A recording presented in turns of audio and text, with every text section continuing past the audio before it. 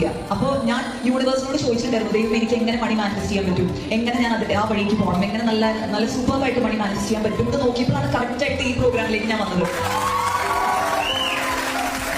അപ്പോൾ എനിക്ക് ഇത്രയും നല്ലൊരു ഈവനിങ്, ഇത്രയും ഇൻഫോർമേറ്റീവ് ആയിട്ടുള്ള ഈവനിങ് എനിക്ക് തന്നതിൽ ഞാൻ ജെസ്പേഡ് റിയൽ എസ്റ്റേറ്റ് ആൻഡ് ബിൽഡേഴ്സിനോട് ഒരുപാട് നന്ദി പറയുന്നു. ഞാൻ എന്നും വളരെ താങ്ക്ഫുൾ ആയിരിക്കും. നമ്മുടെ കൂടെ ഇപ്പോൾ sandalwood cave forest eco friendly premium റിസോർട്സിന്റെ ചെയർമാൻ ശ്രീ നിസാർ അബൂബക്കർ നമുക്കുണ്ട്.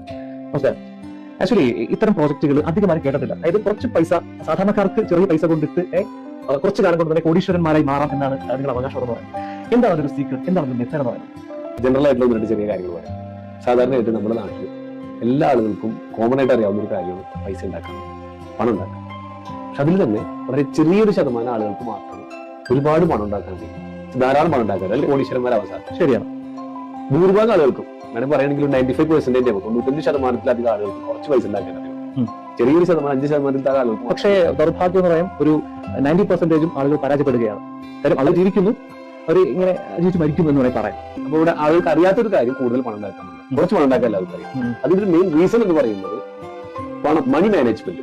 പണം നമ്മൾ ഉണ്ടാക്കുന്ന പണം, നമുക്ക് പല ആളുകൾക്കാണെങ്കിലും ഒരു എംപ്ലോയി ആണെന്നുണ്ടെങ്കിൽ അവർക്ക് സാലറി ഉണ്ടാവും, അത് കിട്ടുന്ന സാലറി ആയിക്കോട്ടെ. അല്ലെങ്കിൽ ഒരു സെൽഫ് എംപ്ലോയി ആണെങ്കിലും അവർക്കൊരു അവരുടെ പ്രൊഫഷനിൽ കിട്ടുന്ന ഒരു ഫീസോ ഒരു ഇൻകം ഉണ്ടാവും. ബിസിനസ്സുകാരാണെങ്കിലും നല്ലൊരു എമൗണ്ട് ഇൻകം ഉണ്ടാവും. ഇതൊക്കെ ഇങ്ങനെ കിട്ടുന്ന പല ടൈപ്പ് ഓഫ് ഇൻകം ഉണ്ടെങ്കിലും ഇതിന് ശരിയായ രീതിയിൽ മാനേജ് ചെയ്യാൻ അറിയാത്തത് കൊണ്ടാണ് ഭൂരിഭാഗം ആളുകളും നമ്മൾ പറഞ്ഞ പോലെ കുറച്ച് പണമുള്ള ആളുകളായിട്ട് മാത്രമാണ്. മണി മാനേജ്മെന്റ് എന്ന് പറയുന്ന സംഗതി അറിയുന്ന ആളുകൾക്കാണ് ലൈഫിൽ സക്സസ്ഫുൾ ആകാൻ പറ്റുന്നത്, കോടീശ്വരന്മാരാകും. ഓക്കെ.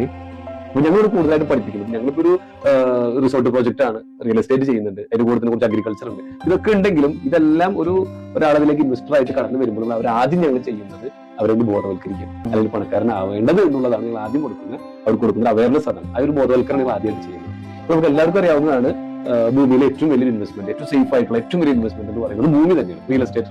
ഞങ്ങൾ എന്താ ചെയ്തത്, ഈ ഭൂമിയുടെ വാല്യൂ അഡീഷൻ ചെയ്തുകൊണ്ട് ഇവിടെ ഞങ്ങൾ ചെയ്യുന്നതെന്ന് വെച്ച് കഴിഞ്ഞാൽ, നിലവിൽ ഇവിടെ ഉള്ള ഭൂമി, ആ ഭൂമിയിൽ നിലവിലുള്ള ചന്ദനം എന്ന് പറയുന്ന ആ ഒരു വൃക്ഷം. ഓക്കെ, അപ്പൊ നിലവിൽ ചന്ദനം ഇവിടെ ഉണ്ട്, ചന്ദനത്തിന് അനുകൂലമായിട്ടുള്ള നിയമങ്ങൾ ഇവിടെ ഉണ്ട്, ഭൂമി ഇവിടെ ഉണ്ട്, ടൂറിസം എന്ന് പറയുന്ന ഇൻഡസ്ട്രി ഇവിടെ ഉണ്ട്. ഇതിന് മൂന്നും ഇവിടെ ഒന്ന് ഒരുമിച്ച് കൂട്ടി ബ്ലെൻഡ് ചെയ്ത് real estate, tourism and agriculture, ഇത് മൂന്നും കൂടെ ഒരുമിച്ച് കൂട്ടി വ്യത്യസ്തമായിട്ടൊരു പ്രോജക്റ്റ് ആക്കി മാറ്റി.